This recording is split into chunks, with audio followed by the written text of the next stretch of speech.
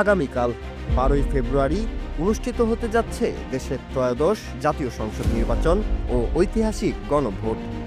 এই বিশাল কর্মযজ্ঞকে ঘিরে সারা দেশের 42,000-এরও বেশি ভোট কেন্দ্রের নিরাপত্তা নিশ্চিতে কাজ করছে আইন শৃঙ্খলা রক্ষাকারী বাহিনী।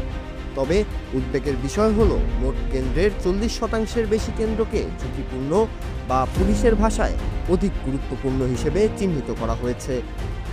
বিশেষ করে ঢাকার 2 সিটি কর্পোরেশন এলাকার 15টি আসনের চিত্র আরও ভয়াবহ, যেখানে 2131টি কেন্দ্রের মধ্যে 1614টি কেন্দ্রই রয়েছে ঝুঁকির তালিকায়। ভোট কেন্দ্র ঝুঁকিপূর্ণ হিসেবে চিহ্নিত করার ক্ষেত্রে বেশ কিছু সুনির্দিষ্ট মানদণ্ড বিবেচনা করা হয়। পুলিশের তথ্য অনুযায়ী যেসব কেন্দ্রে অতীতে সহিংসতা, ভাঙচুর বা ব্যালট ছিনতাইয়ের রেকর্ড আছে সেগুলোকে উচ্চ ঝুঁকির তালিকায় রাখা হয়েছে। এছাড়া পার্বত্য অঞ্চল, দুর্গম চরাঞ্চল বা সীমান্তবর্তী এলাকার ভৌগোলিক অবস্থান এবং প্রভাবশালী রাজনৈতিক নেতাদের বাড়ির কাছাকাছি অবস্থিত কেন্দ্রগুলোকেও বিশেষ নজরদারিতে রাখা হয়েছে। মূলত যাতায়াত ব্যবস্থার সীমাবদ্ধতা এবং অবকাঠামোগত দুর্বলতাও কেন্দ্রগুলোকে গুরুত্বপূর্ণ তালিকার অন্তর্ভুক্ত করার অন্যতম কারণ। রাজধানী ঢাকার নিরাপত্তা পরিস্থিতি নিয়ে আইনশৃঙ্খলা বাহিনী বিশেষ সতর্কতা অবলম্বন করছে। ঢাকা জেলা ও সিটি কর্পোরেশন মিলিয়ে 20টি আসনের মধ্যে 15টি আসনে ঝুঁকির হার সবচেয়ে বেশি।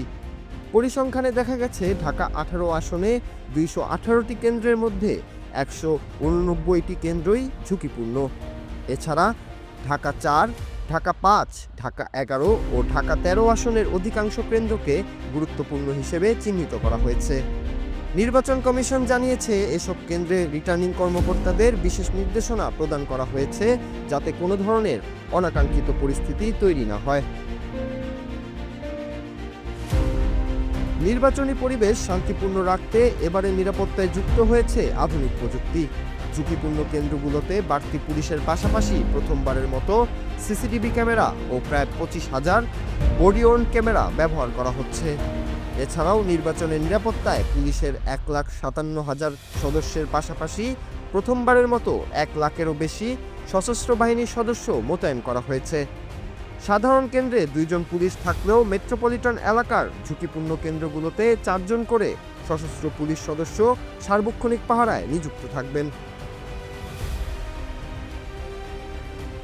নূর Raju, Bangla TV, news desk.